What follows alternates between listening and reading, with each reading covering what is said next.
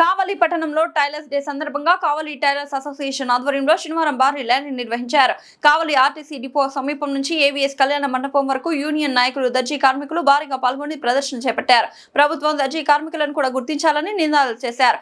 Association అధ్యక్షుడు రమేష్ మాట్లాడుతూ ప్రభుత్వం ఇతర కార్మిక వర్గాలకు పలు విధాలుగా సహాయం చేస్తోందని తెలిపారు. ప్రజలు హుందాగా కనిపించేందుకు బట్టలు కుట్టే దర్జీల పాత్ర ఎంతో ముఖ్యమని పేర్కొన్నారు. అయినప్పటికీ ఈ వర్గాన్ని అధికారికంగా గుర్తించడంలో నిర్లక్ష్యం జరుగుతోందని ఆవేదన వ్యక్తం చేశారు. ఇతర కార్మిక వర్గాల మాదిరిగానే దర్జీ కార్మికులకు కూడా రాయితీలు, సంక్షేమ పథకాలు అందించాలని ప్రభుత్వం చర్యలు తీసుకోవాలని కోరారు. ఈ కార్యక్రమంలో vice president Syed Altaf, treasurer Venu, కార్యదర్శి రహిమాన్ సహా అనేక మంది టైలర్ సోదరులు పాల్గొన్నారు.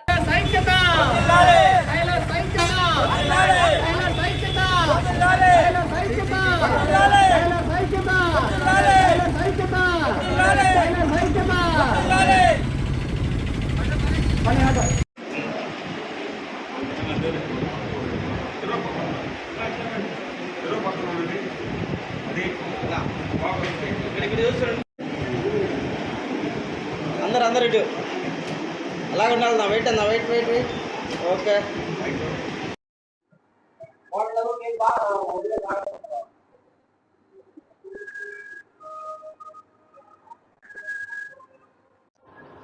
ఫిబ్రవరి 28 ప్రపంచ దర్జీ కార్మికుల దినోత్సవం సందర్భంగా మా కావలి టైలర్స్ అసోసియేషన్ తరఫున మేము ఇస్తున్న సందేశం ఏమిటంటే, ఈ దర్జీ వృత్తి అనేది అనాదిగా గత 300 సంవత్సరాల క్రితమే స్టార్ట్ అయింది. ఈ వృత్తికి మూల పురుషుడు విలియం సోవే గారు.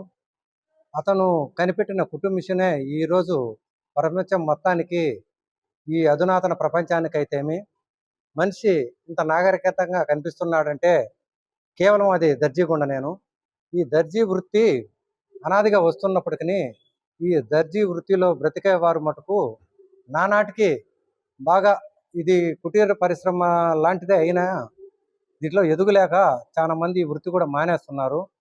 ఈ వృత్తిలో ప్రధానంగా ఎదుగుదల అనేది లేదు.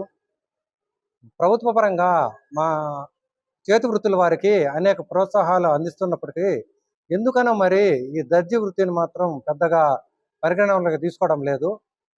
ఇది చేనేత జౌళి శాఖకు మాది అటాచ్ చేసి వాళ్ళ మాదిరిగానే రాయితీలు, సబ్సిడీ రుణాలు ఇవన్నీ అందిస్తామని చెప్తున్నప్పటికీ మాకు సొసైటీ సంఘాల ద్వారా చైర్మన్ నియమించినప్పటికీ అది అలంకారప్రాయంగానే ఉంది. కానీ ఆ సొసైటీ చైర్మన్ అనేది దాని ద్వారా మీకు ఇదిగో ఈ ప్రత్యేక వినియోగులు కేటాయిస్తున్నాము, లేకుంటే మీకోసం ఇది చేస్తున్నాము అనేది స్పష్టమైన హామీ లేదు. ప్రతి వృత్తి వారికి స్పష్టమైన హామీ ఇస్తున్నారు. మా వృత్తిని మాత్రం ఎందుకనో మరి పరిగణనలో తీసుకోవడం లేదు. ఈరోజు కార్మిక సంఘాలలో ప్రపంచంలోనే 2వ స్థానంలో ఈ దర్జీ కార్మికులు ఉన్నారు. ఇంతమంది దగ్గర మన ఆంధ్రప్రదేశ్లో 25 లక్షల పైచిలకు దర్జీ కార్మికులు ఉంటే, మన నెల్లూరు జిల్లాలో 1,00,000 పైచిలకు దర్జీ కార్మికులు, మన నెల్లూరు కావలి పట్టణంలో దగ్గర 1,500 పైచిలకు దర్జీ కార్మికులు ఉన్నారు. ఇంతమంది కార్మికులు ఉన్నటువంటి ఈ దర్జీ వృత్తిలో చేతి నిండా పని లేక, వేరే పనికి పోలేక 40 ఏళ్లకే కళ్ళు ఆరోగ్యము మొత్తం చెడిపోయి, కనీసం కళ్ళు బాగా చేపించుకునే దానికి కూడా డబ్బులు లేని స్థితిలో చాలా మంది ఇది ఉన్నారు. మాకు 40 ఏళ్ళు దాటిన ప్రతి దర్జీ కార్మికుడికి ఏదైతే గీత కార్మికులకి, సహకార చేనేత కార్మికులకు ఏదైతే రాయితీలు ఇస్తున్నారో గవర్నమెంట్, అదేవిధంగా మాకు కూడా ప్రభుత్వ పరంగా ఒక ఐడి కార్డు, వాళ్ళకి ఏ విధంగా సబ్సిడీ రుణాలు ఇస్తున్నారో మాకు కూడా అదేవిధంగా సబ్సిడీ రుణాలు.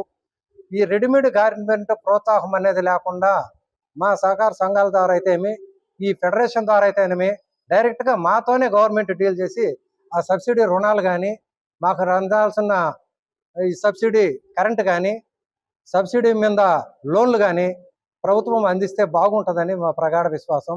ఇందుకు ఈ కూటమి ప్రభుత్వం సహకరిస్తుందని మేము ప్రతికాముఖంగా తెలియజేసుకుంటున్నాం.